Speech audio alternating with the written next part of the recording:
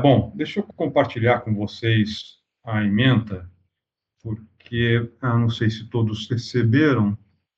Só tentar achar ela.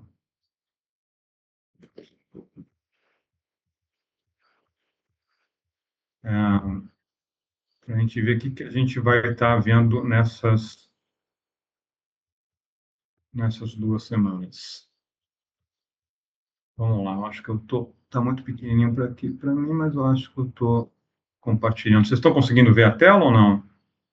Sim. Compartilhar? Sim? Legal. Bom, né, a ideia é que nessas 4 semanas a gente passe por esses 4 tópicos principais, né? Nessa aula de hoje, eu vou estar mostrando para vocês como uma teoria específica da ciência política pensa os partidos. Essa teoria é uma teoria que geralmente as pessoas que vêm fazer especialização não conhecem tão bem, né, que é o institucionalismo, mais precisamente o neo-institucionalismo. A gente vai ver como é que o neo-institucionalismo explica o aparecimento dos partidos, e essa abordagem teórica é hoje a abordagem dominante nos estudos sobre partidos aqui no Brasil. Então é interessante que vocês entrem em contato com ela, tenham esse contato com essa teoria, e para entender, né, aqueles que tiverem interesse, né, entender melhor esses trabalhos que estão sendo feitos, pelos quais, né, a gente vai estar passando, a gente vai estar olhando para alguns dos estudos que estão sendo feitos hoje sobre partidos na ciência política brasileira. Né? Então, a aula de hoje é sobre isso, por que partidos? A aula, na próxima aula, a gente vai estar olhando ou para os sistemas partidários ou para a organização partidária. Ainda, assim, a ordem que está aí 2 e 3, posso, de repente, inverter ela, mas, por enquanto, né, a aula que vem seria sobre sistemas partidários. Né? Então, a primeira aula é mais teórica, sobre o porquê que a gente tem partido, essas coisas.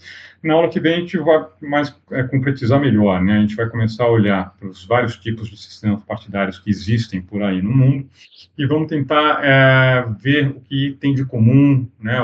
Por exemplo, a gente vai olhar para o número de partidos, tentar entender o que determina, né, que um lugar tenha mais partidos, outro lugar tenha menos partidos, porque em algum lugar vocês têm partidos socialistas contra partidos conservadores, e em outros lugares você só tem, né, democratas contra republicanos. A gente vai estar pensando nesse tipo de questão nessa segunda aula.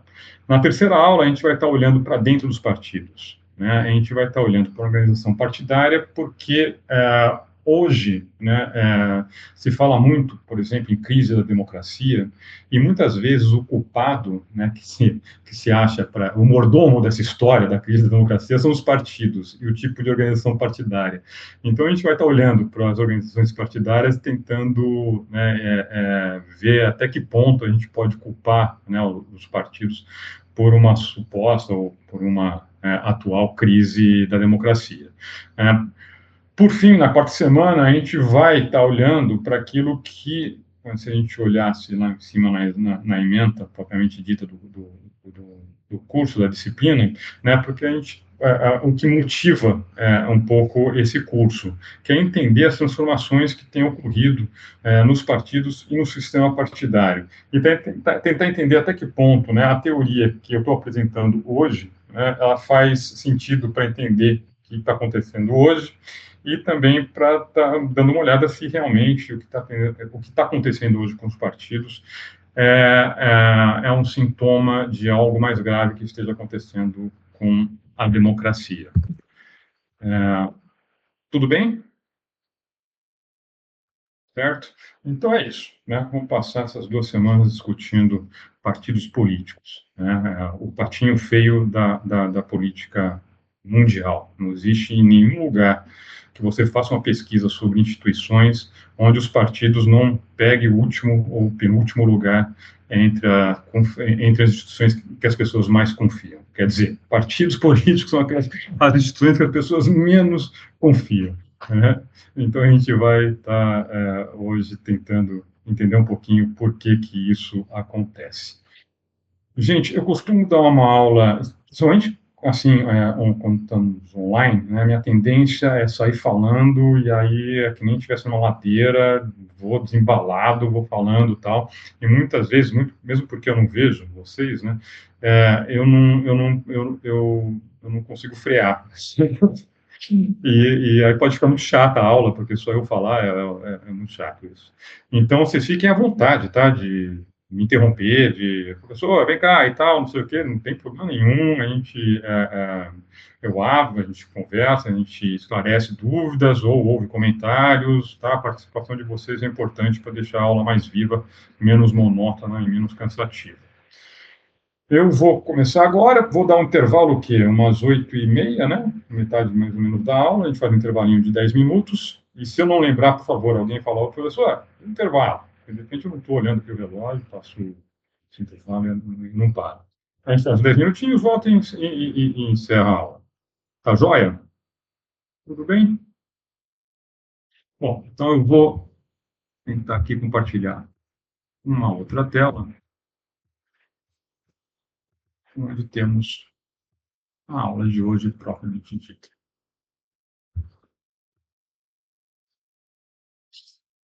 Professor, Oi. é uma pergunta. O material o material que o senhor apresenta, o senhor disponibiliza?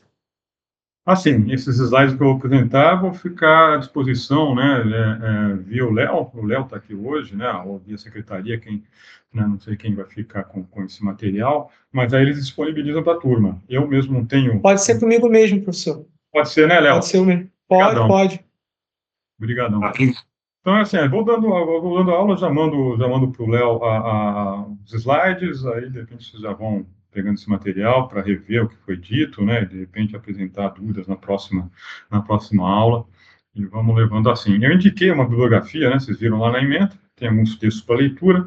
Esses textos são mais de apoio, viu, do que... eu não vou estar me baseando tanto nos textos que a gente leu, certo?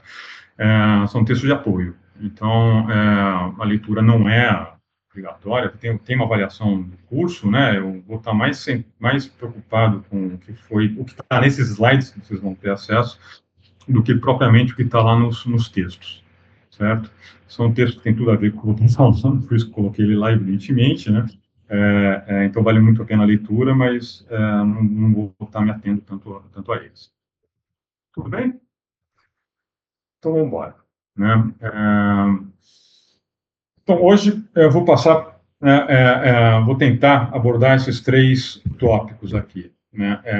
Vamos começar tentando entender, né, a teoria mesmo, que tenta explicar por que a gente tem esse tipo de instituição chamada, né, partidos enquanto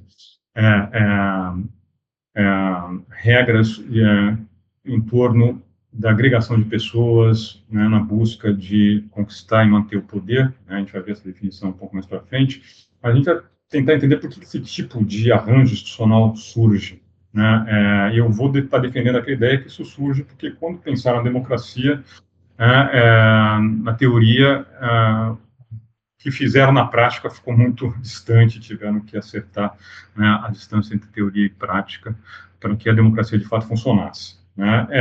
Depois de passar por isso, né, por essa investigação de por que a gente tem esse tipo de instituição, eu vou entrar um pouco na teoria da organização partidária propriamente dita. Então, assim, vou estar justificando, então, essa primeira parte, né, por que a gente precisa de partidos, e na segunda parte vou estar meio que falando, e os partidos assumem essa cara que eles têm, né, por tais fatores. E, se der tempo, né, geralmente não dá tempo, mas eu gosto de deixar tudo isso nessa primeira aula, mesmo que a gente retome isso na aula que vem, vou estar falando de alguns estudos, como eu disse para vocês, que usam essa abordagem teórica para falar sobre partidos no Brasil. Vocês veem que aqui em cima do slide eu tenho várias bolinhas, né? Não sei se vocês conseguem ver isso aí na tela de vocês, né? Cada bolinha é um slide, então vocês conseguem acompanhar por aí, né, o passo que está da aula, né? E a gente consegue ver se a gente está indo muito devagar, se a gente está indo muito rápido, dá até para ter uma ideia de que horas a aula vai acabar, seguindo essas bolinhas todas, certo? Bom, vamos lá, né? Então, como eu estava falando para vocês, A democracia, ela, não sei se bem sabem, né, vocês já estão aí, acho que vocês já estão há algum tempo aí na especialização, né? Então, vocês sabem que a democracia é uma invenção. A democracia não caiu do céu, a democracia ela foi construída e ela foi pensada, né? Vários autores pensaram, né, o que seria a democracia, e alguns autores trataram de implementar essas ideias, né? Principalmente os autores da primeira Constituição republicana nos moldes, né, modernos que a gente tem hoje, que foi a Constituição norte-americana. Aqueles autores, eles pegaram e deram um formato do que a gente chama de meio que de democracia hoje, né? Se a gente pegar, né, desde o Rousseau, Jean-Jacques Rousseau, até, né, esses americanos, e assim a gente pode resumir o trabalho dos americanos em 3 nomes, né, Madison, Jay e Adams, que são três políticos americanos que fundaram um grupo chamado os Federalistas. Aliás, eles publicavam num jornal chamado Federalista, né, e publicavam propostas para uma Constituição dos Estados Unidos, que depois foi já na Constituição norte-americana, né? Então, você tem um livro chamado Federalist Papers, que é um conjunto de artigos federalistas que pautam o desenho da Constituição norte-americana. Então, desde Jean-Jacques Rousseau até eles, né, você tem uma concepção de democracia, né, onde você tem como ideia central, se você colocar, né, as pessoas para deliberarem sobre algum problema político, né, essas pessoas, depois de um tempo deliberando, vão conseguir chegar, né, no melhor resultado possível, né? Elas vão, o que o Rousseau chamava de alcançar o bem comum. Então, você deixar as pessoas deliberando numa assembleia e elas vão conversando sobre alguma ação coletiva que seja necessária, elas vão acabar alcançando algo como um bem comum, algo que é bom para todo mundo. O Rousseau até dizia, né, que se no final você tivesse alguma parte minoritária, essa parte minoritária ela tinha que entender que ela estava errada, né, de princípio, porque se a maioria decidir pelo bem comum, aquilo também é o interesse dela, é o que é bom para ela. Então, ela não deveria, né, ter se oposto àquilo e ela tem que entender que a opinião da maioria é a melhor, o que é de melhor para todos, né? Então, essa é a ideia do bem comum, né? Lá nos federalistas, quando eles tentam implementar essas ideias que vem de Rousseau, vem de Stuart Mill, vem de um monte de gente, eles vão falar o seguinte: a gente tem que fazer um sistema que impeça o aparecimento de facções, né? Que impeça o aparecimento do que a gente chama hoje de partidos. A gente tem que fazer um sistema, né, onde as pessoas deliberando vão chegar num bem comum e todo mundo aceite aquilo como o melhor para todos mesmo, que é o melhor para todos, né? Então, desde Rousseau até os federalistas, a democracia ela existia sem partidos políticos. Não era para ter partido político, né? Nenhuma das pessoas que pensaram a democracia, nenhuma dessas pessoas elas pensavam que seriam necessários partidos políticos. Pelo contrário, né, lá nos federalistas, principalmente no artigo número 10, você tem explicitamente, né, que os partidos eles são um problema. Eles trazem divisão, que eles trazem basicamente o fim da República. Se alguma vez, né, partidos se desenvolvessem dentro da República, essa República ela estaria fadada ao fracasso, certo? Então essa era a ideia que se tinha da democracia. Mas aí esses caras colocaram a democracia em prática, certo? E os próprios caras que escreveram os Federalist Papers, inspirados, né, em ideias do Hume, próprio Rousseau, de vários filósofos e tal, eles acabaram, eles mesmos, formando os primeiros partidos que se tem notícia, né, partidos, como a gente chama nos modos modernos, né, partidos que lutam por voto, né, que lutam por uma posição de representação numa assembleia, né? Esse tipo de partido surge nos Estados Unidos justamente desses caras que né, viam os partidos como a pior ameaça possível para a democracia. A questão é, por quem? por que eles fizeram? Por que surgem partidos? Se, quando a gente vê esses filósofos, a gente vê que nenhuma, né, das teorias de democracia tinha partidos. Quando esses foram filósofos, por que surge partido? Né? E aqui eu vou mostrar para vocês que os partidos surgem porque a gente não tem, na democracia, como alcançar o bem comum. Certo? Não vou falar nem que não haja um bem comum, mesmo havendo algo que realmente é melhor para todo mundo, e se a gente é contra, a gente não percebe que aquele é melhor. Mesmo se houvesse isso, né, a democracia, a deliberação, não garante que a gente vai atingir esse bem comum. Né?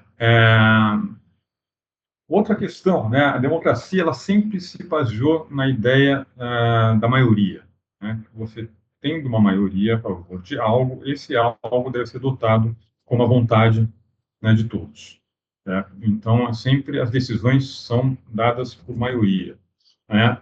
Mas, quando a gente põe na prática essa ideia, a gente vai ver, né, que nem sempre a decisão da maioria, nem sempre quando a gente usa, por exemplo, o voto majoritário para, né, decidir entre alternativas, a gente consegue chegar na escolha de uma alternativa, em primeiro lugar, quando a gente nem consegue escolher nada, né? Em segundo lugar, quando a gente escolhe, isso não necessariamente é o melhor para todos, certo?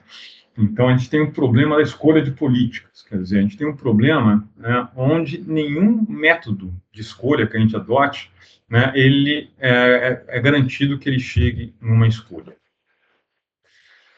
E, por fim, né, a ideia da democracia é a ideia de que todo cidadão participa, e todo cidadão quer participar. Né?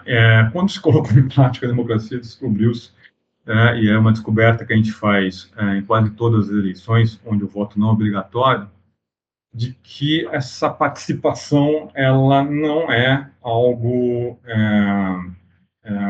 disseminado, né? Quer dizer, as pessoas não participam. Né? Então, assim, em geral, as pessoas não querem participar. Né? Você pega as eleições norte-americanas, é um bom exemplo. Né? O voto não é obrigatório, de repente 50% das pessoas não participam. Em lugares as pessoas participam. Né? Mas, em geral, as pessoas não se interessam tanto por política.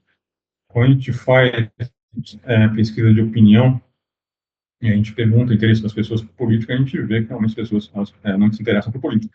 Quem já militou politicamente, quem participou de uma campanha eleitoral e tentou, por exemplo, entregar santinho na rua, sabe que a maior parte das pessoas fala, não quero saber disso, não posso ser política. Né? As pessoas não participam tanto da política. Né? Então, isso é um outro problema. E esses três problemas, o problema de alcançar esse tal do bem comum, o problema de você conseguir chegar numa escolha de uma alternativa entre várias que se apresentam. E esse problema da participação são três problemas que, se não fossem resolvidos, a gente não teria democracia como a gente tem hoje. E o que resolveu esses três problemas foi o aparecimento do partido político. Aquilo que achavam que ia acabar com a democracia foi o que, no final, acabou salvando a democracia. Professor, Oi. Diga, Laura. tudo bom? Tudo bom? Eu já posso começar a fazer as perguntas? Claro, quando quiser. Obrigada. Vamos voltar aos federalistas, por favor? É só para eu entender, porque os federalistas, eu não estudei eles plenamente, mas eles tinham uma visão muito pessimista dos seres humanos. Eles falavam que os seres humanos eram ambiciosos, vingativos, eram as piores coisas da face da Terra. E aí eles falavam sobre essa questão, principalmente da divisão dos poderes, para um poder frear o outro, e eles falavam também sobre essa questão da representação, que quanto mais representação, melhor. Só que o problema da representação que o senhor colocou foi justamente esse, né? A partir do momento que as sociedades ficam cada vez mais complexas, é impossível se conseguir fazer pequenos núcleos de representação, porque eles falavam que a democracia pura seria uma sociedade congregada em pequenos números de cidadãos que se reuniam para administrar pessoalmente o governo. E eles mesmos furaram os próprios escritos que eles fizeram para constituir a nova Constituição. E aí tem uma fala sobre isso que eu acho a coisa mais maravilhosa da vida, que eu anotei há muito tempo, é porque isso é muito de direito constitucional, professor. E eu fiz uns estudos de direito constitucional e que eu amo direito constitucional, e tem o problema da união do povo, que fala assim, que os condicionamentos diversos sofridos aumentaram as diferenças individuais. E os problemas da sociedade se apresentam a cada um dos membros do grupo sob um ângulo muito diverso. Então, seria completamente impossível para o povo conseguir se unir para governar junto, porque cada um tem as suas próprias limitações, né? E outra coisa que eu acho sensacional é o Burke, que ele é o primeiro liberal, ele não é o primeiro não, mas ele é um dos primeiros liberais conservadores que falam sobre essa questão de mandato, como é que ele chama? Mandato representativo. Cara, ele chega e fala assim, ele fala da teoria da investidura, que o político ele não é mais vinculado juridicamente à vontade dos seus eleitores. A partir do momento que ele é eleito, ele pode fazer o que ele quiser, porque ele seria aquela pessoa que eles escolheram e os eleitores têm que confiar. Então, acho que essa teoria do partido político é muito gostosa de estudar, porque a gente vê como é que ela está evoluindo ao longo do tempo para chegar nessa grande maluquice que a gente tem hoje, assim, eu acho. Mas quase todo mundo fala que, apesar da democracia representativa por partidos ser péssima, não existiria outra saída para isso, né? Muitos socialistas no Brasil falam, não, a gente tem os núcleos que podem discutir os problemas de cada município, só que, na prática, é praticamente impossível que isso aconteça, né, professor? Então, eu só queria falar isso, porque eu realmente acho essa matéria sensacional. Vamos ver se você continua achando isso na última aula, mas eu acho muito bom. Né? É isso mesmo, você colocou bem, né,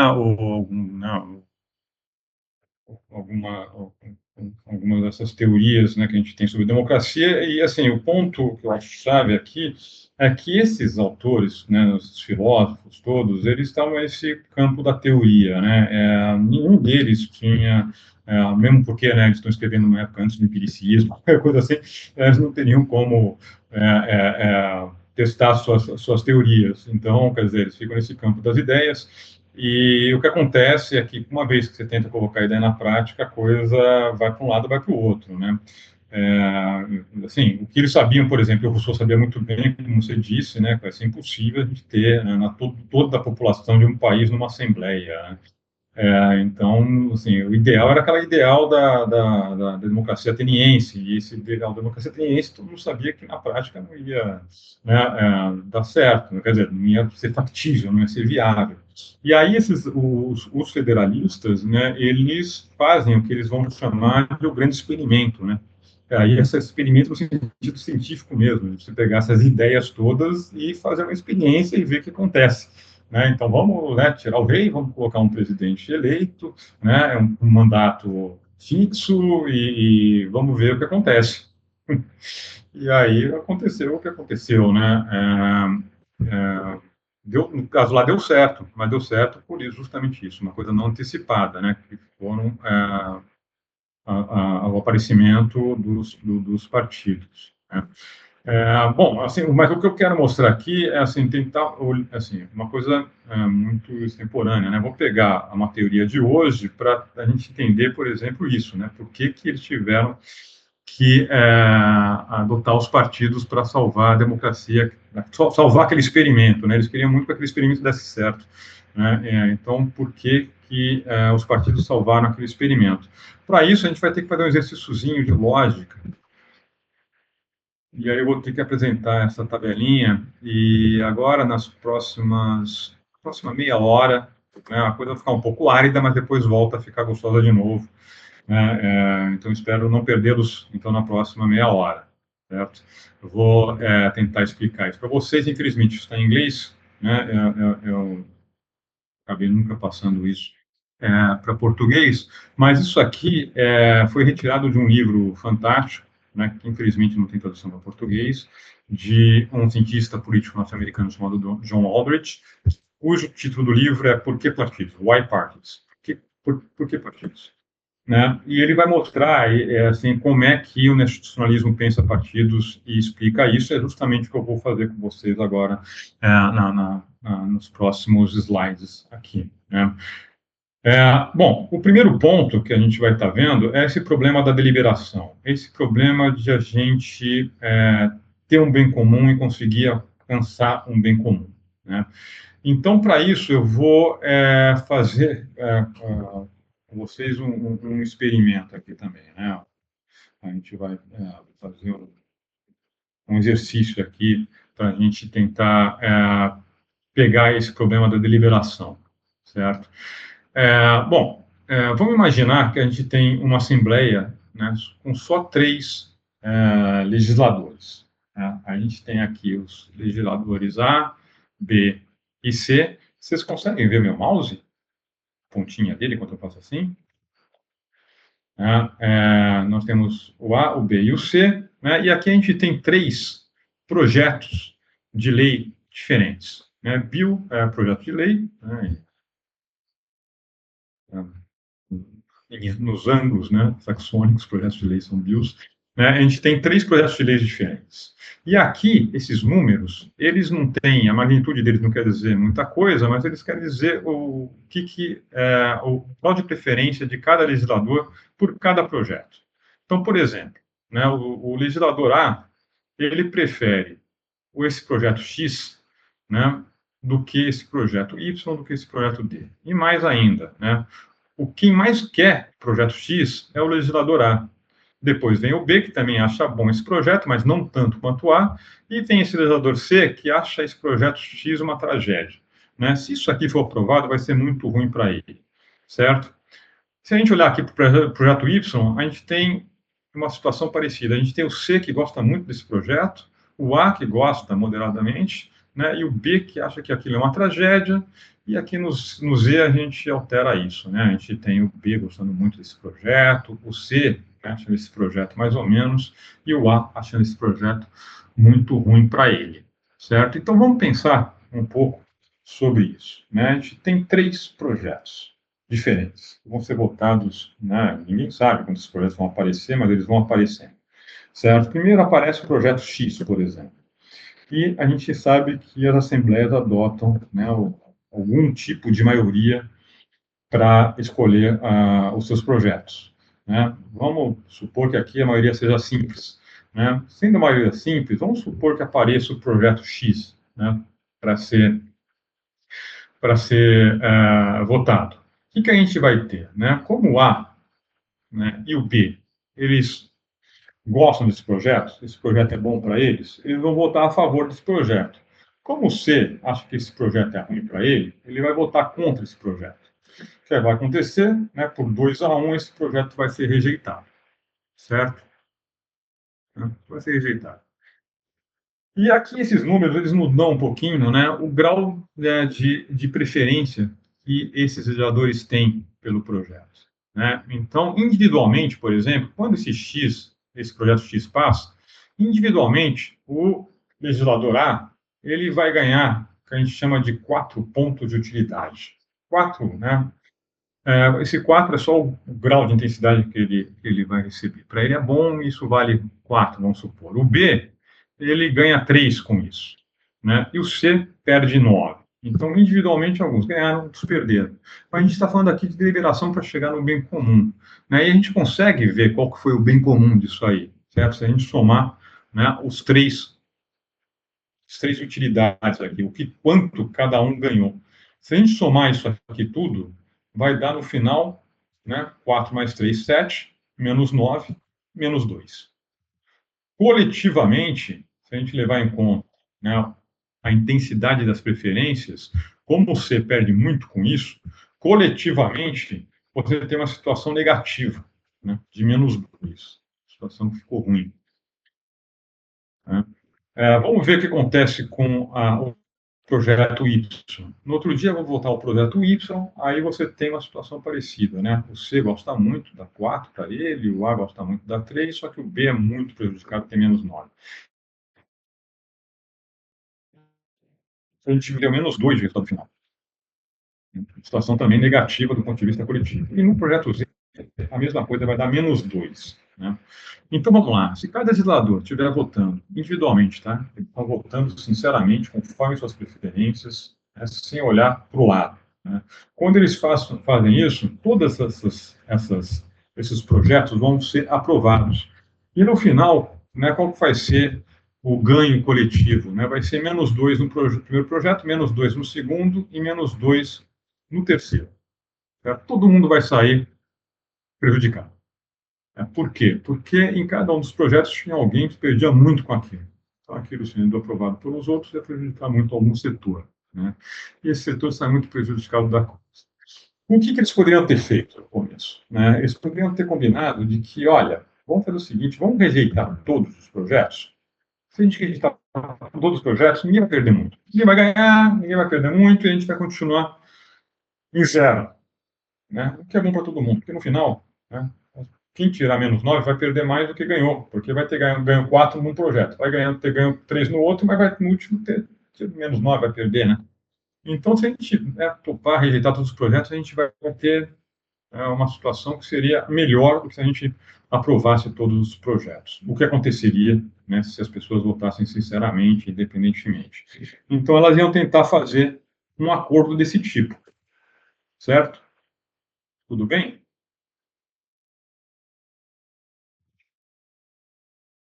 Bom, o que essa teoria, né, que a gente adota, essa teoria que é baseada no que a gente chama de escolha racional, que as pessoas elas são racionais e vão fazer uma escolha, né, baseada nas suas preferências, né, o que essa teoria nos diz é que esse acordo, onde, né, todos os projetos seriam rejeitados, um acordo que não seria implementável. Por quê? Por que vocês acham que um acordo desse, onde, né, vamos lá, nós somos três, a gente fala, vamos começar a votar o projeto X, né, e a gente topou rejeitar antes. Por que esse acordo não seria implementado? Alguém tem alguma ideia?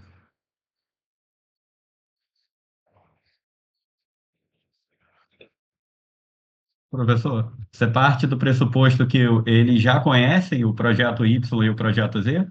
Todos os três? Sim, Sim. eles já conhecem tudo, já sabem o que vai vir, e aí eles topam, né, eles são atores racionais. Isso quer dizer o quê? Né, que eles conseguem ordenar as alternativas, eles conseguem saber, né, o que eles ganham, o que eles perdem em cada uma das alternativas, e eles vão sempre escolher aquela alternativa que é melhor para eles, certo? Se eles agirem racionalmente. Eles fizeram um acordo, né, sabendo que no final eles podem se dar mal, eles fizeram um acordo, e aí a gente vai colocar essa, essas alternativas em votação.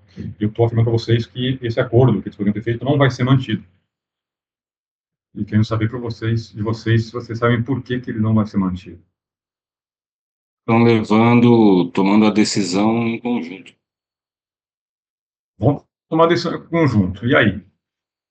Mas aí, se a maioria não quiser, porque no caso, -9 votos, né? Se a maioria não quiser, o projeto não vai à frente.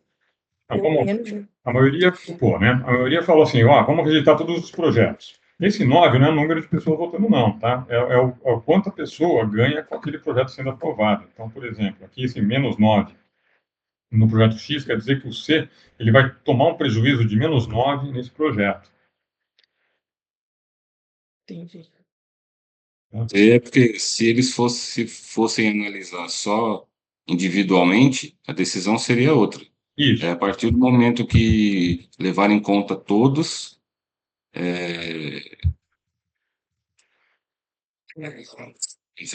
a partir do momento que eles levaram o resultado final englobando todos, aí decidiram por não passar porque evitar uma perda, digamos assim. Eles querem isso. Eu estou falando que eles não vão conseguir fazer isso. Mesmo eles sentando na mesa, falando, vamos fazer isso? Vamos. E eles não vão conseguir fazer. Coletivamente, em todos os cenários, eles estão perdendo, né? É. Então, eles não conseguem chegar no Mesmo vendo consenso. que todos os cenários estão perdendo, e mesmo vendo que o melhor para eles seria rejeitar tudo, eles não vão conseguir fazer isso. Por que não? Vamos lá. Vamos pegar esse... Que eles não querem abrir mão de ganhar? Exatamente. Eles não vão querer abrir mão de ganhar. E mais do que isso, né, olha o que acontece aqui, né? A primeira votação, você vai ter, né, o A, por exemplo, abrindo mão, né, dos 4 pontos que ele vai ganhar, o B abrindo mão dos 3 pontos que vai ganhar, porque no futuro eles vão estar perdendo mais, né? E o C, ele perderia 9 nessa primeira votação, certo? Eles todos concordaram, né, que eles ganham 000, tal, então o ideal seria rejeitar isso. Mas na hora H, quando eles colocarem isso para votação, o que vai acontecer? Né? Eles vão rejeitar esse X, certo? Eles podem até rejeitar o Y, vamos supor que o B top rejeitar o Y também, eles vão rejeitar o Y, mas quando chegar, né, no Z, certo? Eles não vão rejeitar, por exemplo. Por quê? Né? Porque o que vai perder, aqui, o que já não perdeu menos 9, tipo o B e o C, eles já não perderam. Aí chega no final, o racional é eles olharem para isso e falarem assim, pô, peraí, né? Se eu votar agora a meu favor, eu não tenho risco nenhum de perder mais tarde. Eu fico com 4, por exemplo, nesse caso aqui, né? O B fica com 4, o C fica com 3, e quem que vai sair prejudicado é o Zzinho com menos 9. Né? No final, você vai ter qual payoff? 0, 0, né? E menos 2, que não é tão ruim quanto o outro. Mas você tem um franco prejudicado aí, que vai ser o C. Né?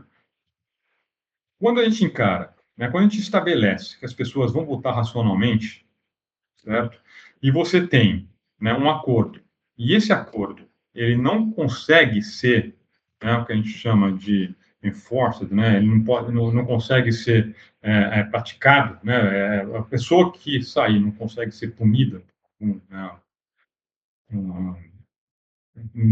a gente não vai conseguir aplicar a ela alguma punição, né, essa pessoa tem todo o incentivo do mundo de, no final, né, ela sair do acordo, de mandar do acordo.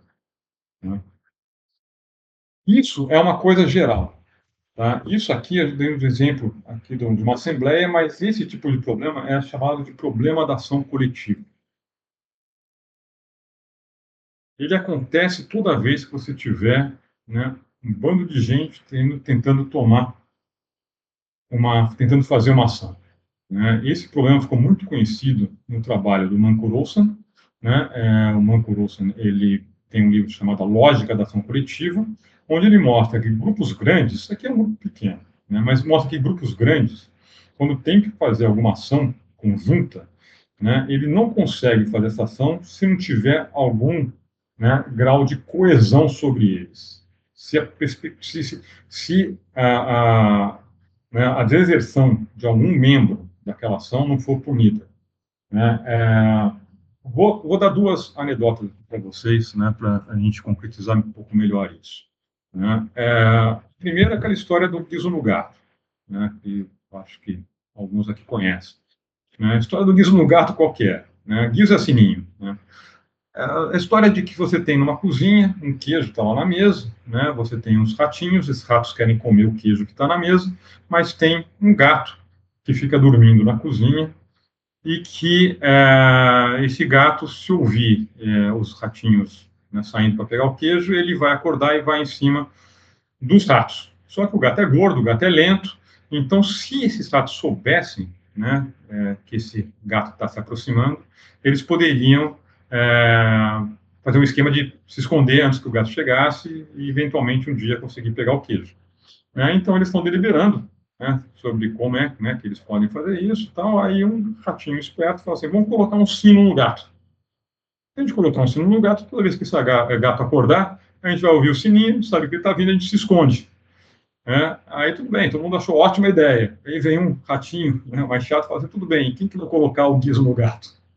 E ninguém colocou o guiso no gato, certo? Isso é um problema de ação coletiva.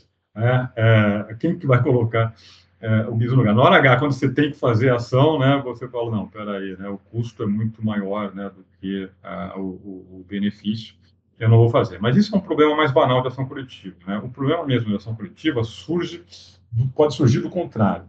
Pode surgir do fato de que, muitas vezes, numa ação, você tem tanta gente fazendo aquela ação que você acha que, se você deixar de colaborar, ninguém vai sentir a sua falta. aquilo não vai ter consequências para a ação no final. Então, por exemplo, né, se você acha que todo mundo vai votar no candidato, né, deputado federal, por exemplo, né, um monte de candidato a deputado federal sofre isso. Quando o cara é muito bem votado numa eleição, ele sai para outra eleição, o que acontece? A votação dele cai. Por quê? Porque as pessoas falam assim, esse cara já ganhou, né, eu vou pegar meu voto e vou dar para outro, né, porque esse aqui já está eleito. E aí, se muita gente pensar assim, o cara acaba não sendo eleito. Então, muito deputado federal faz campanha justamente falando assim, não acho que eu já ganhei, né, eu preciso do voto de vocês. Ele quer evitar a deserção das pessoas, né. Bom, tem vários exemplos, né, manifestações, você tem o problema da greve e de se furar a greve, né, todos esses envolvem uma certa medida de problema de ação coletiva, certo? Você tem várias maneiras de resolver problemas de ação coletiva, né? Aqui, nesse caso específico, né, de uma ação coletiva, né, para você tentar resolver esse problema de um resultado que para todos seria pior numa votação, por exemplo, dentro de uma assembleia, né, uma das soluções é formar uma maioria. Vamos supor que o A e o B eles resolvam se juntar, né? Se eles resolvem se juntar, o que eles podem fazer? Vamos fazer o seguinte: vamos passar só o projeto X e a gente rejeita os outros dois. Aí o A ganha 4, o B ganha 3, o C acaba sendo prejudicado. Se eles formarem uma maioria, eles conseguem, né, decidir a votação e conseguem resolver esse problema da ação coletiva dentro da Assembleia, certo? Quando a gente fala em formar uma maioria, né, a gente já está começando a vislumbrar um pouco o que a gente vai chamar de partido, certo? Quando essa maioria se forma e ela se torna permanente, a gente tem o que a gente vai chamar de partido. Então, assim, um dos motivos para o aparecimento dos partidos é que muitas decisões dentro das assembleias, elas acabam tendo essa característica de um problema de ação coletiva, né? E os partidos, por serem maiorias, né, permanentes, eles ajudam a resolver esse tipo de problema, certo? Você vai conseguir chegar num resultado que é melhor do que o resultado que você chegaria se cada um votasse individualmente, seguindo a sua preferência. Tudo bem?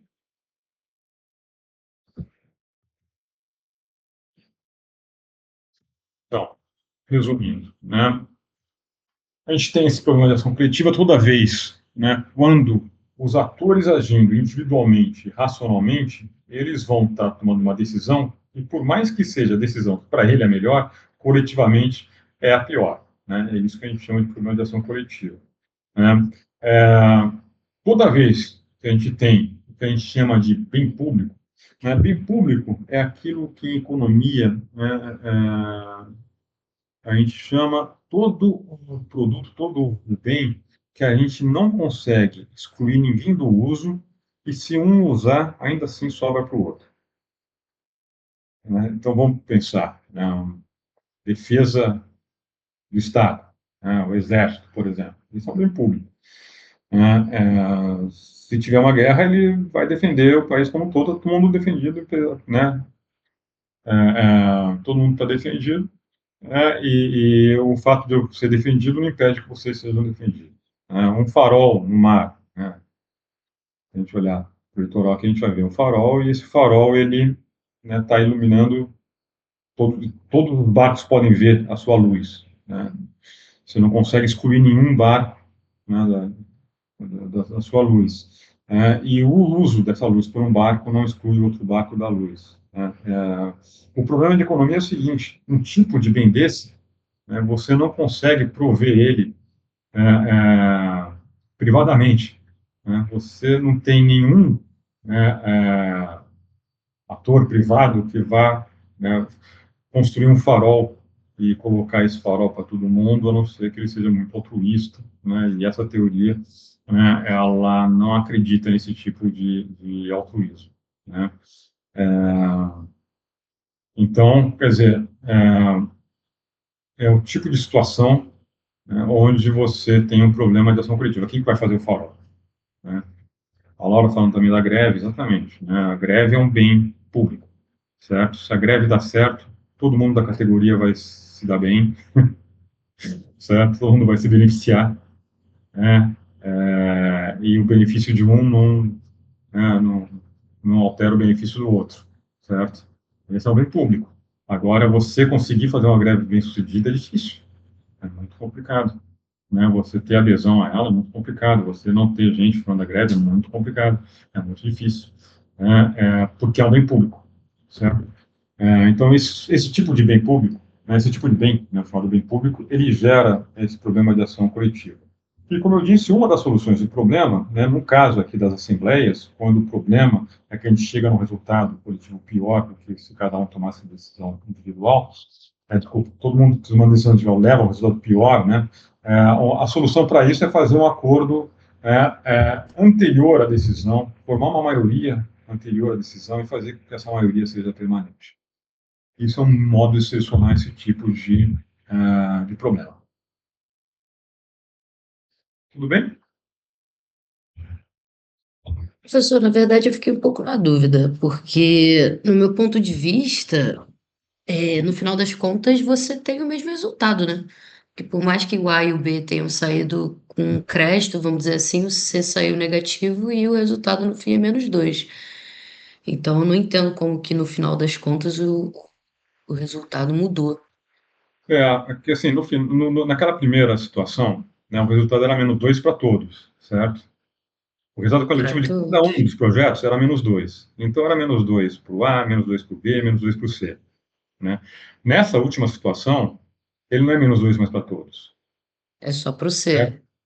É só para o C naquele projeto últimozinho lá. Então, quer dizer, você encontrou o bem comum em dois projetos. E no C, o C, ele não vai achar o bem comum. Quer dizer, Entendi. Mas aí então tem que se conformar. a ideia assim, é o bem para a maioria, porque seria de 2 para 3. Isso, aí eles conseguem se impor, né? Então, o que conta é a vontade deles, né? Aquela coisa russoniana, eu sei que acate isso, né? Assim, mas assim, quando a gente olha, né, o retorno de cada um deles, cada um daqueles três números é o retorno para cada um deles, né? Você vai ver que naquela situação primeira, cada um era -2, -2, -2, -2, e nessa última situação você tem 4, 3 e -2. Né? É isso, né? Você tem agora uma maioria sendo beneficiada, né? Você chegar numa solução para que a maior parte dentre os iguais seja benéfica para alguns. Exato, exato. E assim, a gente começa já a sentir por aí que isso envolveu algum tipo de estratégia, né? Nesse caso, uma estratégia de uma coligação entre um acordo entre dois membros dessa Assembleia que formou essa maioria e eles decidiram o procedimento, né? O que eles iam fazer. Então, essa maioria, o que ela topou foi aprovar o projeto X e rejeitar os outros dois projetos, né? Eles estão agindo contra as preferências individuais deles mesmos. Só o A, né, está aí, né, realmente, sua preferência e tal. Né, isso vai contra a preferência do B, contra a preferência do C. Né? O B topa por algum motivo, esse acordo, ele não tem tanta força contra o A, talvez por um outro motivo, ele gosta do A, tudo assim. Ele topa isso, mas eles vão estar agindo contra as suas preferências. Toda vez, né, que você deixa de agir conforme a sua preferência para ter um benefício maior, né, o B está agindo contra a preferência dele, mas ele vai, né, sair de -2 e vai chegar a 3, então para ele é melhor aquilo, a gente fala que essa é uma ação estratégica. Certo? Isso é estratégia, nessa concepção. Professor, parece um pouco uma lógica do ganha-ganha, né? Que às vezes você tem em negociações. É por aí? É bem por aí, né? Toda essa teoria, ela se apoia, né, na teoria dos jogos para modelar esse tipo de comportamento e ver como é que vai sair disso e tal, né? Então, a teoria dos jogos entra muito aqui, principalmente em economia, né? Na ciência política entrou bastante também, mas principalmente na economia. Essa teoria ela era comum, né? Ela veio da economia para a ciência política. O Marco Olsen, por exemplo, ele é um economista, né? Vai fazer um trabalho sobre política, mas é um economista, né? O Anthony Downs, que é outra figura que vai aparecer daqui a pouco aqui também no curso, ele é um economista também e que vem com esse tipo de teoria para explicar para a gente a posição ideológica dos partidos e tal, né? São teorias, né, que vêm da economia para a ciência política e que usam bastante teoria dos jogos, tá? Então, esse raciocínio que a gente está mostrando aqui, né, de qual seria, né, o melhor resultado, ou o resultado mais eficiente e tal, isso a gente usa vários termos que vêm da teoria dos jogos, né? No quadro, quer voltar aqui um pouquinho, nesse quadro aqui, a gente tem resultado Pareto ótimo, né? Isso aqui é um termo de teoria dos jogos. Eu não vou aborrecer vocês, né, explicando o que é Pareto ótimo, certo? Mas é da teoria dos jogos que sai isso.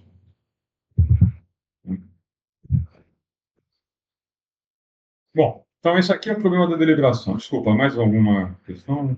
Podemos seguir? Oi, professor. Eu mandei no chat se tem algum exemplo prático, assim, para ilustrar. Você consegue? Bom, tem sim. Aliás, eu estava falando para vocês, né, que assim, os próprios pensadores americanos que desenharam a Constituição americana, eles mesmos não eram contra partidos, e eles mesmos adotaram os partidos, né? E o Aldrich conta para a gente a história de por que isso apareceu, e aparece, né, nesse contexto de problema de ação coletiva. Eles estão tentando, no primeiro congresso norte-americano, eles estão tentando decidir algumas coisas, né? Algumas coisas muito centrais, tipo forma de governo, etc, etc, etc, e algumas coisas mais prosaicas, né? Do tipo, onde é que vai ficar a capital dos Estados Unidos, e outra questão, por exemplo, se a União deve ou não assumir a dívida dos estados, né? Essas questões, por mais prosaicas que possam parecer, elas mostraram que aquele experimento podia dar muito errado. Por quê? Porque em nenhuma dessas duas questões eles conseguiram chegar num resultado, numa decisão. Você, nessa época, você tinha um presidente, que era o George Washington, e você tinha só dois secretários de Estado, né, dois ministros, por assim dizer, que era o da Fazenda, né, e o do Estado, vice-estado, etc. Um era o Hamilton, que foi um dos caras que escreveram os federalistas, né, e o outro era o Thomas Jefferson, que não escreveu os federalistas, foi convidado para, não escreveu, né, mas era muito ligado a essa turma que escreveu federalistas e tal. Então, os dois concordavam que os partidos seria algo ruim para aquela república nascente, né? Mas os dois, cada um, estavam num campo oposto dessas questões que apareciam no Congresso, né?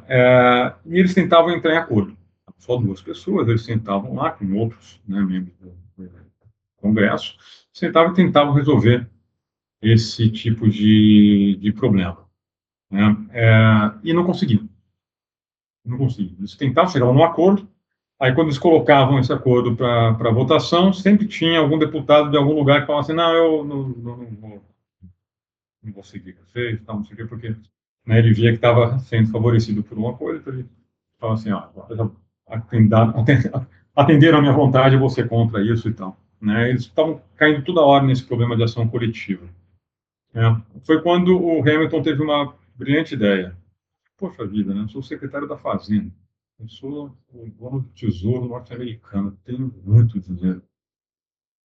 Eu vou fazer o seguinte, eu vou comprar um monte de voto. Ele comprou um monte de voto, fez uma maioria.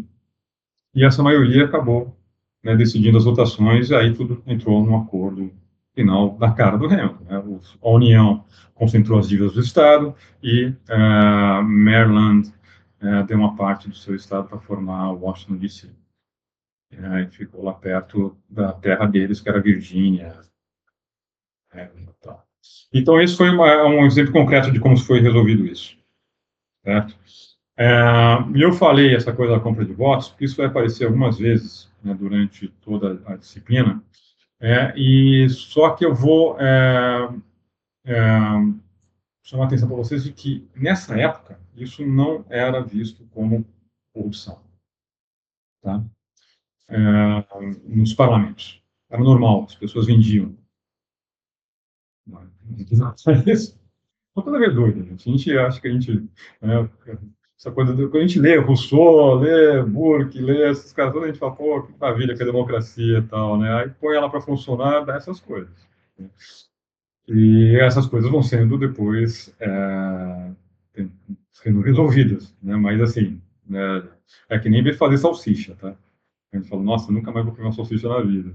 Mas, né, é assim. Bom, então, assim, esse é um exemplo, né, concreto desse tipo de problema, certo? Tudo bem?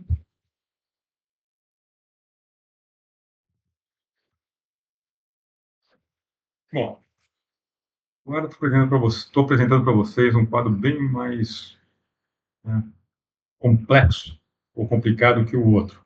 Mas a mesma coisa, a mesma ideia, só que agora eu vou falar de outro tipo de problema.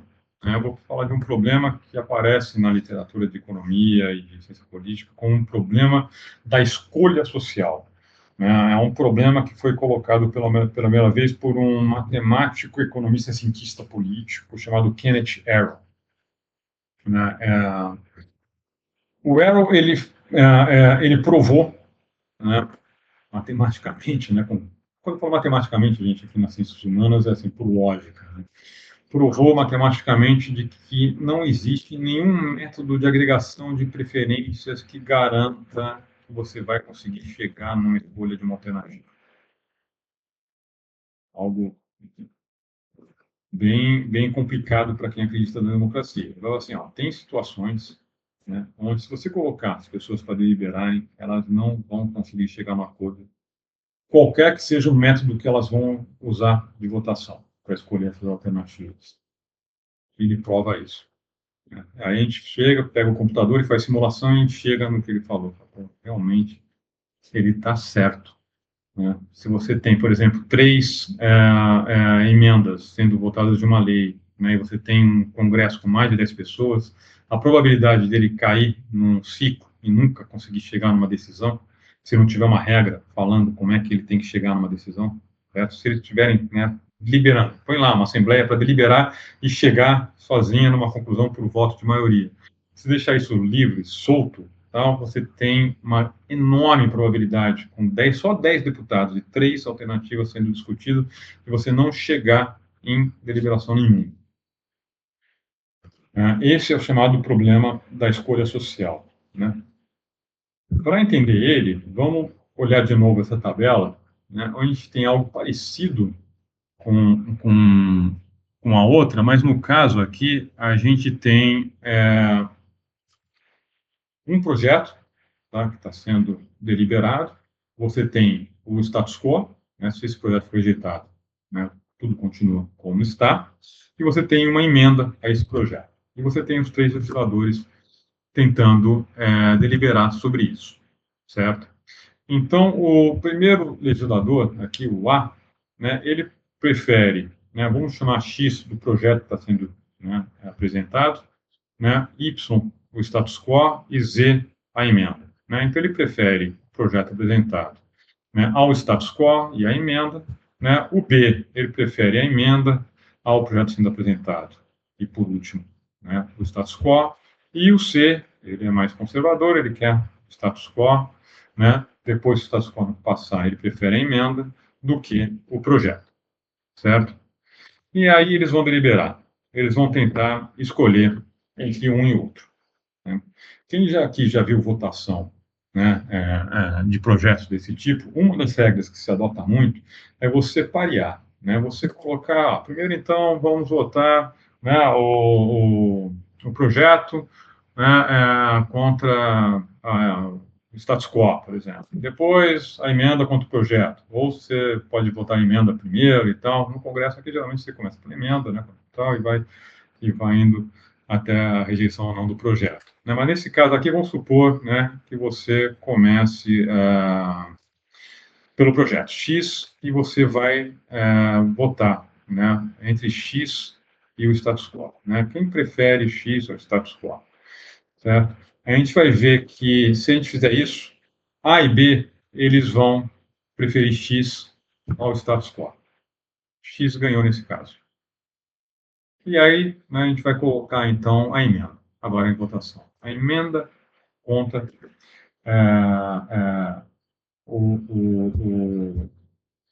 a emenda contra X. Né? Nesse caso, a emenda ganha de X. X é o projeto. A emenda ganhou do projeto. Certo? O projeto ganha do status quo, a emenda ganha do projeto. Mas se a gente colocasse a emenda contra o status quo ganharia da emenda.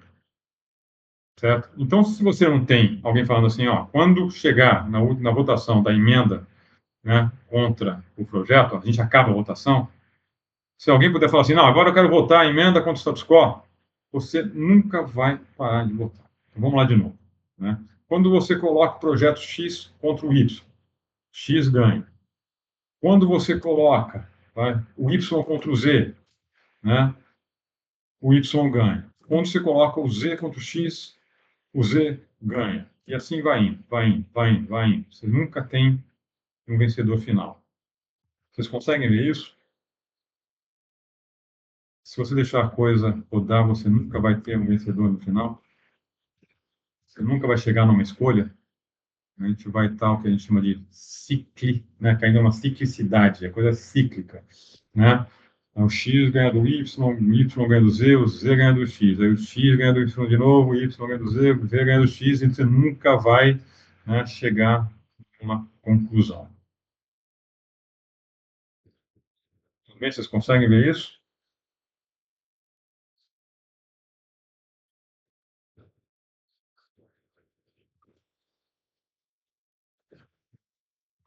Professor, podia repetir, por favor, que eu fiquei um pouco confuso nessa parte.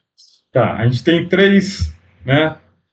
Vou facilitar, mas vamos supor que a gente tenha três projetinhos em votação. Esquece o status quo, esquece a emenda, tá? Vamos, três projetinhos, X, Y, Z em votação. Certo? E a gente vai votar eles com a segunda regra, com a seguinte regra. A gente vai parear, né? 2-2, e a gente vai ver quem ganha. Certo? Se tiver um projeto preferido pelos três, né, acabou, ele vai ganhar de todo mundo. Certo? Nesse caso aqui, né, se a gente ordenar as preferências do jeito que está aqui em cima, né, se a gente colocar o projeto X, por exemplo, contra o Y, no par, ele vai receber 2 votos contra 1. E vai ganhar. Né? Mas se a gente colocar, né, o Y contra o Z, o Y também ganharia do Z. Certo? Então, X está ganhando do Y, mas o Y ganha do Z, né, o que não teria problema nenhum se o Z não ganhasse do X. Isso quer dizer o quê? Que coletivamente, esse coletivo está preferindo X a Y, certo? Então, X é melhor para o coletivo do que Y, Y é melhor para o coletivo do que Z, mas Z é melhor para o coletivo do que X. Espera aí, se X é preferido pela maioria do que com relação a Y, Y é preferido pela maioria com relação a Z, como é que Z pode ser preferido pela maioria com relação a X?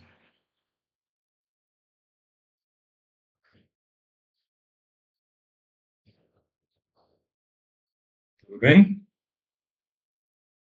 A maioria, certo, está decidindo aí, né? A gente está decidindo por maioria. E a maioria está falando assim, olha, a gente prefere banana a maçã e maçã a pera. A gente também prefere pera a banana. Peraí, se você prefere banana, maçã, maçã a pera, você não deveria preferir banana a pera também? Né? Coletivamente, se a gente pensar, né, no coletivo como ser, né, esse ser não está tomando uma decisão inconsistente, que a gente fala. Quer dizer, os indivíduos individualmente estão lá, né, agindo conforme suas preferências, certo? Mas coletivamente acontece uma coisa esquisita quando os indivíduos estão tomando uma decisão racional do ponto de vista individual. Eles estão, né, formando um ser, esse ser coletivo, que prefere, né, R$10 a 5, R$5 a 3, mas prefere R$3 a 10. Isso é inconsistente. É inconsistente porque é uma relação intransitiva.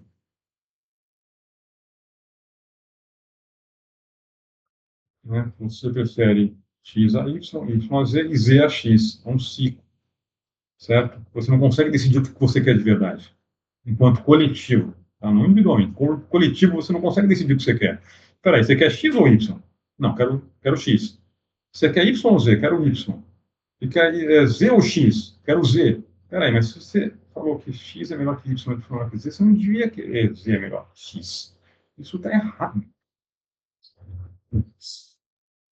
Tudo bem? Vocês conseguem ver essa consistência? Certo? Né? Essa inconsistência é o problema da escolha social, porque ele leva a essa ciclicidade. Você acaba caindo, né, numa falta de escolha. Né? Como é que a gente pode resolver isso, esse tipo de problema? Certo? Só olhando para as preferências, quando a gente tem esse tipo de preferência, que a gente está vendo aqui, só olhando para a preferência dos atores, a gente não consegue resolver isso. Eles vão ficar discutindo, né, o tempo inteiro e, né, aquele corpo ele não vai conseguir chegar numa escolha. Né, porque o corpo, enquanto coletivo, não tem uma preferência definida. Né? Então, como é que esse pessoal poderia resolver esse problema? Colocando uma certa ordem na coisa das escolhas. Fala assim, ó, seguinte, a gente vai votar uma alternativa contra a outra, e a vencedora dessa vai pegar a que ficou de fora. E quem ganhar é a escolha. A gente acaba aí. A gente não vai deixar, né, a última ser votada contra a primeira de novo. A gente vai acabar aí. E quem ganhar, né, é a escolha. Vamos supor que a gente resolva isso. Né? Será que isso resolve o problema? Pode até resolver, mas é que surge um outro problema. Dependendo da alternativa que se deixar de fora, né, ela acaba, né, sempre ganhando. Então, vamos ver aqui embaixo. Ó. Aqui a gente está falando de agenda sequencial, que é essa coisa de você votar, né, uma contra a outra, depois quem ganhar vai pegar quem ficou de fora. Né, você votando x contra y, x vai ganhar. Quando você tem essa ordem de preferências aqui, tá, gente? Se a gente mudar essa ordem de preferências, todo mundo preferir x, o x vai ganhar sempre, certo? Mas com essa ordem de preferência, né, quando isso aqui for votado, né, a gente vai ter um embate entre x e y, a vitória de x, né? E quando você tem x ganhou, ele vai pegar quem ficou de fora, que foi z, x e z, o z vai ganhar. Se a gente olhar para as outras situações, sempre quem ficou de fora, né, acabou ganhando. Certo? Isso significa o quê? Né? Significa que se eu souber, né, se eu conseguir, se sou eu que estou propondo como é que vai ser a votação, eu vou pegar aquilo que eu prefiro, deixo de fora, que eu vou acabar ganhando no final. Tudo bem? Vocês vão ficar com o slide. Vocês depois peguem esse quadro e olhem bem ele. Aí vocês vão ver que isso é verdade. Né? Dadas essas preferências, do jeito que está aí escrito, né, você adotando uma regra de votação, né, onde, né, tudo parece muito lógico, claro, né, faz sentido eu pegar, colocar dois projetos um contra o outro, quem vencer vai pegar né, o finalista. Isso é uma maneira justa de escolher uma alternativa. Né? Pelo menos é o que a gente faz em vários campeonatos esportivos, por exemplo. Né? Você pega os times, eles vão, né, jogando, aquele que vence vai pegar o outro e tal, e indo, né? E é adotado, por exemplo, na ONU. A ONU, né, muitas vezes adota esse tipo de votação. Né? Você vota uma alternativa contra a outra e essa aí vai ficar, né, para uma terceira que sobrar. Né? E você muitas vezes tem esse tipo de problema. Né, opa, peraí, mas qual que vai ficar de fora? Porque se vai ficar de fora vai ser a que vai determinar a vencedora. Né? E quem que decide isso? Certo? Quem que decide quem vai ficar de fora? E vamos supor, né, que a gente decida que quem vai ficar de fora é a Z, que é esse primeiro caso aqui, né? Aqui em cima, a agenda sequencial. Né? Tudo bem, a Z ficou de fora, a gente sabe que é a Z que vai ter o resultado final. O que a gente pode fazer? né, se aquilo for prejudicar um ator ou outro. Esse cara pode agir estrategicamente. Como eu disse antes, agir estrategicamente é falar assim, eu vou, né, não vou seguir a minha real preferência para tentar influenciar o resultado final que, né, pode ser melhor para mim. Quando eu tenho uma estrutura de agenda, né, como essa, que eu falei, né, vamos pegar duas e a que vencer vai pegar a terceira, e aquele resultado não for melhor para mim, que sou uma das pessoas que estão deliberando, eu posso votar contrário às minhas preferências na primeira, né, dupla, naquela primeiro pareamento, para fazer com que o resultado, né, quem ganhar dessa vai enfrentar a outra, seja melhor do que aquela outra para mim. Eu posso fazer isso, né? Então, aqui no primeiro caso, né, o X só ganha do Y, né, porque o A e o B preferem X a Y, certo? Só que, de repente, né, se um deles mudar, né, de ideia, né, se, por exemplo, o A colocar Y como preferência dele, o Y vai ganhar e o Y ganha dizer que o A é melhor. Né? Então, quer dizer, os atores eles vão sempre ter incentivos, nesse caso, para mudar a sua forma de votar estrategicamente, agir, né, estrategicamente para mudar o resultado final, certo? Gente, isso é um pouco complicado, né? Essa tabela é cheia de letras, cheia de números, cheia de coisas, né? Essa coisa é meio árida. Eu falei, ó, na próxima meia hora a gente vai ver coisas bem áridas, tal, não sei o quê. Mas, assim, por trás disso está escrito o seguinte, tá? O que eu quero dizer é o seguinte, né? Olhar só para as preferências das pessoas não garante que a gente consiga adivinhar qual que é o resultado dessas pessoas, da deliberação dessas pessoas. Se a gente pegar uma assembleia e conhecer o que cada um dos deputados, eles individualmente acham que é o melhor, a gente não consegue, daí, né, necessariamente deduzir qual que vai ser a decisão que eles vão chegar e nem se eles vão conseguir chegar numa decisão. As preferências não garantem os resultados. Né? O que garante o resultado são as regras. Certo? As regras, mais ainda, além das regras, as estratégias dos atores perante aquelas regras. Certo? Sem regras, essas preferências podem não chegar a resultado nenhum. Com regras, a ação estratégica dos atores vai fazer com que essas regras favoreçam uns aos outros. Né? E é justamente essa coisa da estratégia, né, que faz a política ser a política. A política é isso. A política é isso o tempo inteiro. Quando a gente olha para o Congresso, é só isso o tempo inteiro. Você vai ver as pessoas pedindo, né, eu quero mudar a ordem de votação dessas emendas. Eu quero que a emenda X seja votada antes da coisa tal. Isso aí é estratégico. Isso aí é para tentar influenciar o resultado final da votação. Alguém está tentando manipular a ordem das regras. Né? A gente sabe o poder, né, que tem o presidente da Câmara, que tem o presidente do Senado. Certo? Qual que é o poder deles? O poder de agenda. Eles que determinam o que vai ser votado pela Assembleia. O poder da agenda, como a gente está vendo, ele é determinante para o resultado final. Certo? Se você não tiver uma ação estratégica que consiga, né, furar essa agenda imposta pelo presidente da Câmara, presidente do Senado, o resultado vai ser o resultado que ele quiser. Certo? Como isso se apresenta normalmente em assembleias, o jeito de você tentar, né, garantir que você tenha um resultado final em primeiro lugar, em segundo lugar, que esse resultado final te beneficie, é você, por exemplo, criar uma maioria na Assembleia para ser a pessoa que vai montar a agenda. Certo? Na política brasileira, a gente tem dois momentos fundamentais. Os momentos mais importantes da política brasileira são a eleição presidencial, em geral, a eleição para o cargo de presidente, senador e deputado federal, sem querer desmerecer governadores, prefeitos, deputados estaduais, vereadores, mas é fundamental, essas eleições gerais, certo? E logo em seguida, né, a eleição para a mesa da Câmara. Isso que vai definir para a gente o que vai acontecer na política do próximo ano, 2 anos, pelo menos, porque a mesa, né, ela muda a cada 2 anos.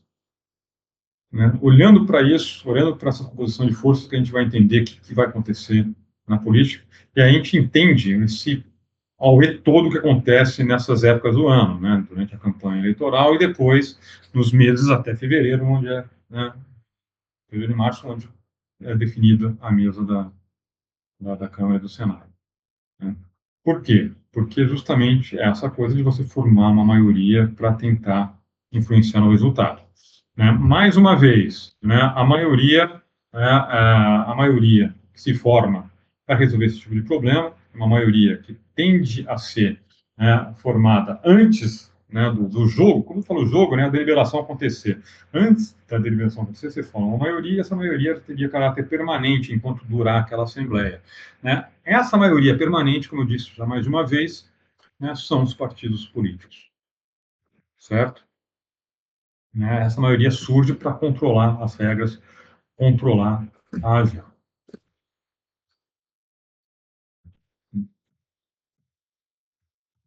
Por fim, certo? Eu falei para vocês do problema da ação coletiva, do problema da escolha social, sem os quais você não consegue, né, chegar no resultado final de deliberação, e agora eu vou falar daquele último problema, que é o problema da participação. Né? E aqui, qual que seria o problema da participação? O problema da participação é de que, se as pessoas fossem realmente racionais, elas não deveriam votar.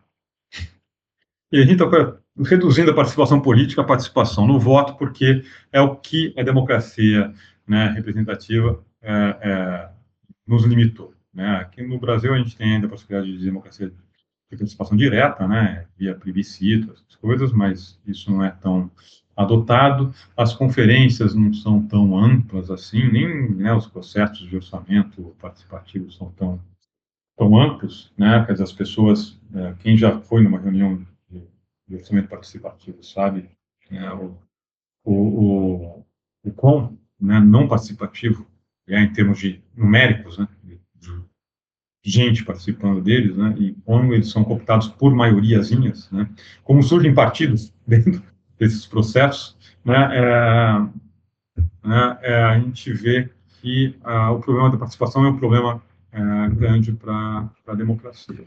Certo? E que a arena eleitoral é a arena onde essa democracia, essa participação, desculpa, mais faz sentido. Então, aqui eu vou me resumir a participação eleitoral e vou tentar ver o problema do voto. Né? Qual que é o problema? Né? É aquilo que eu estava falando para vocês quando eu apresentei isso pela primeira vez. Né? O problema é que eu não tenho incentivo, né, para me informar sobre todos os candidatos. Certo? Eu acho que nenhum de nós aqui, né, se alguém fez isso, está de parabéns, vai ganhar toda a minha admiração. Acho que nenhum de nós aqui pegou a lista dos, né, quase 1.000 candidatos a deputado federal que saem numa eleição e viu o currículo de cada um, viu a proposta de cada um antes de tomar a sua decisão. A gente não faz isso por quê? Porque a gente não tem tempo, nem paciência. Né? A gente prefere usar o nosso tempo para outras coisas, certo? E isso, usar o tempo para outras coisas, é o que a gente chama, né, de custo de oportunidade. O custo de oportunidade é grande e o custo de oportunidade é o que dá o preço para as coisas. Então, o preço disso seria alto demais para a gente. A gente não está disposto a pagar esse preço. A gente não está disposto a pegar, né, todas as listas, ver todos os candidatos e analisar um por um. A gente pega atalhos. A gente vai confiar no partido, e aí dentro desse partido a gente fala, então vou ver só os desse partido. Muitas vezes nem isso a gente faz. Assim, né, vou ver desse partido, né, o POT, né, vou ver os candidatos do POT. E aí olho lá os 20 candidatos, um por um, e vejo qual é melhor. Nem isso a gente faz. Né? Geralmente a gente pega um partido, e esse partido a gente vai perguntar para alguém que a gente confia, vem cá, né, tem alguém legal aí para votar, o que vocês fizerem? Ou a gente vai conhecer alguém, né? Fulano, sou candidato, espero conseguir seu voto, né? E aí a gente acaba votando esse fulano que a gente conhece. Quer dizer, é custoso se informar, né, para participar. Né? E é mais custoso, também tem algum custo, o ato de votar. Você ir até, o local de votação e depositar o seu voto. Certo? Para alguns de nós, isso pode não ser um problema. Muitas vezes a gente volta perto da nossa casa, a gente vai estar lá, e não tem fila, então não tem problema nenhum. Porque a gente está no Brasil, porque a gente está no litoral, tentou fazer com que a coisa ficasse o mais fácil para a gente o possível. Agora, se a gente imaginar, por exemplo, os Estados Unidos, voltar para lá, né? Você tem alguns estados que colocam o dia de votação no dia da semana, não dão feriado, então você tem que se virar, né, pedir aí na hora do almoço e votar, certo? E aí a pessoa fala, pô, peraí, né, eu não tenho ideia em quem votar, porque eu não fiquei lendo lista de candidato, tal, não sei o quê. Lá é mais fácil, lá tem voto distrital, né? E mesmo assim, vamos supor que a pessoa, não fiquei vendo propaganda de candidato a deputado e tal. E ainda vou ter que pegar na hora do almoço e ir no local de votação, que muitas vezes é longe, porque eles também não facilitam muitas vezes, né? Colocando o local de votação perto das pessoas, as pessoas falam, não, o custo está muito alto, não vou participar, certo? Isso para dar exemplos concretos, né? Mas, teoricamente, a gente pode imaginar que se o custo de participação for maior do que o benefício, a pessoa não tem incentivos para votar, né? Então, quer dizer, ela só vota se o custo for menor do que o benefício, né? E qual que é o benefício do voto? Como eu disse para vocês, qual a diferença que vai fazer o meu voto para eleger um presidente, por exemplo?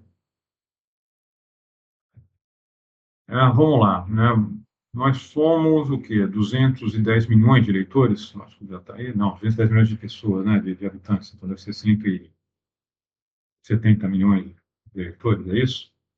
Quase 170 milhões. 170 milhões de eleitores. Então, o meu voto o peso do meu voto é 1 dividido por 170 milhões. Essa é a minha influência no voto, certo? Eu votar, dá para o meu candidato a presidente 1 sobre 170 milhões, ou seja, 0,01% de aumento de chance de ganhar. Não influencia em nada, certo? Então, o benefício do meu voto é quase nulo. Então, se tem qualquer custo de pegar uma fila, de repente falar assim, quer saber, eu não vou votar. Não vou votar. Como é que a Justiça Eleitoral resolveu isso aqui? Ela resolveu tornando obrigatório o voto.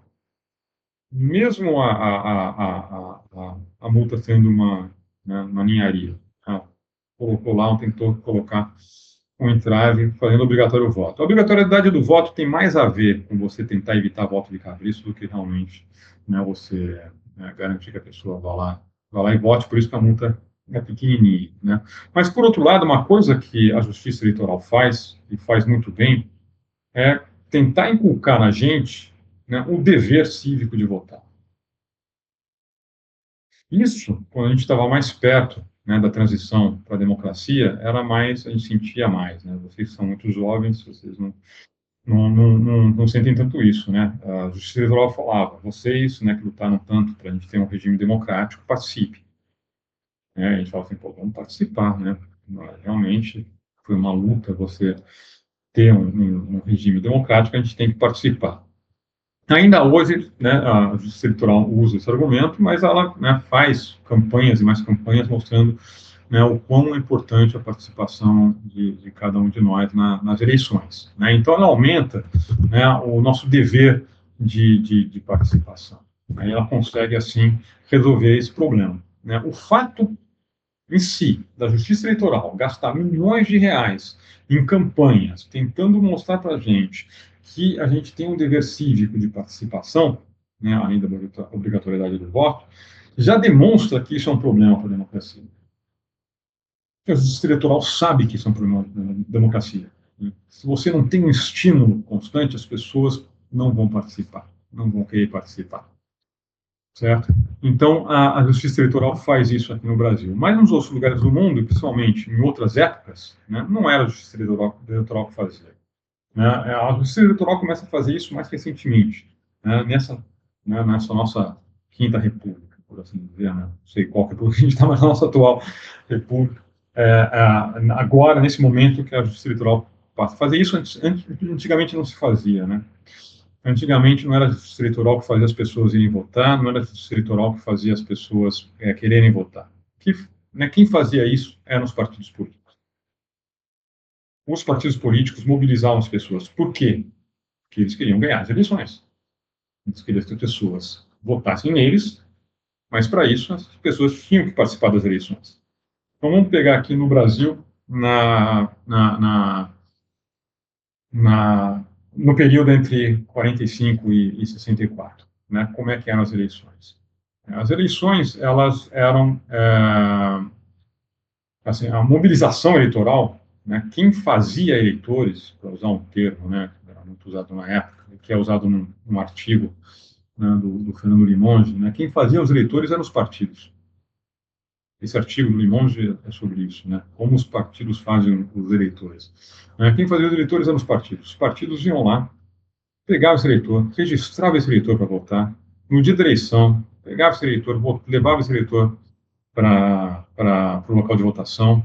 Muitas vezes alimentava esse cara, porque ele morava na zona rural, tinha que votar, né, lá na cidade, ia perder o dia inteiro, ele alimentava, né, esse eleitor. Né, e em troca disso, ele esperava que esse eleitor votasse nele. Certo? O voto era secreto, não dava para saber, mas ele esperava que esse eleitor votasse nele. A Justiça Eleitoral vai entrar nessa jogada justamente para evitar esse tipo de coisa, porque muitas vezes isso, né, pode equivaler a uma compra de voto. Né? Então, a Justiça Eleitoral ela tenta evitar esse tipo de arranjo para tentar evitar a compra de voto. Né? Mas, antigamente, quem fazia isso eram os partidos, em todo lugar do mundo. Então, os partidos mobilizavam as pessoas e faziam as pessoas irem votar e terem algum motivo para votar, irem participar, certo? Então, bom,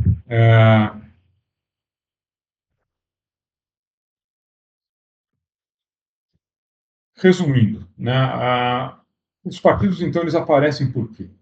Eles aparecem para, né, formar maiorias resolvendo, né, os problemas de ação coletiva e de escolha social, dentro dos parlamentos, formando o que a gente vai chamar, né, de coligações, quando a gente está falando da época da eleição, né, os partidos se juntam para disputar uma eleição, e depois adjuntam dentro do Congresso, coligações foram proibidas, a gente tem as federações, né, que são exatamente isso, né, agem que nem um partido, isso quer dizer, são os partidos tentando formar maioria para fazer acordo antes do jogo, né, para chegarem lá na Assembleia, terem uma maioria e conseguir fazer os resultados acontecerem conforme seus interesses, né, formando também maiorias, e quando digo maiorias eleitorais, né, tentando capturar uma maioria do eleitorado a seu favor.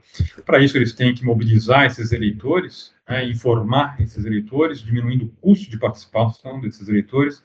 A campanha política, né, uma campanha eleitoral, nada mais é do que a redução da incerteza, né, do eleitor, a partir da geração de informação para esse eleitor. Então, a campanha tenta informar o eleitor, né, para esse eleitor ele tentar tomar a decisão melhor do que ele está informando. E também, além de formar maiorias, manter essas maiorias, certo? Então, os partidos eles vão, chegando no poder, controlar uma série de recursos que mantém, para tentar se manter no poder. Antes de a gente sair para o intervalo, né, eu vou dar, então, para vocês, a partir dessa, né, teoria sobre por que os partidos surgem, uma definição que é uma definição muito usual do que é um partido político. Né?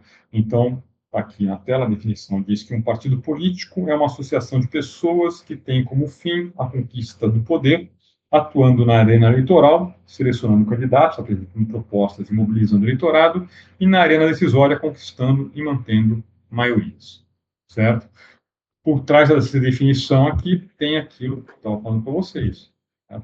Os partidos agindo para resolver o problema de ação coletiva, o problema da escolha social e o problema da participação. E, desse modo, os partidos, eles meio que salvaram a democracia. Tudo bem?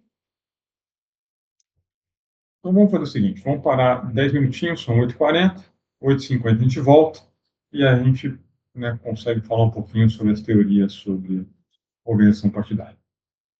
Joia? Perfeito, obrigada. Bora. Daqui a 10 minutinhos a gente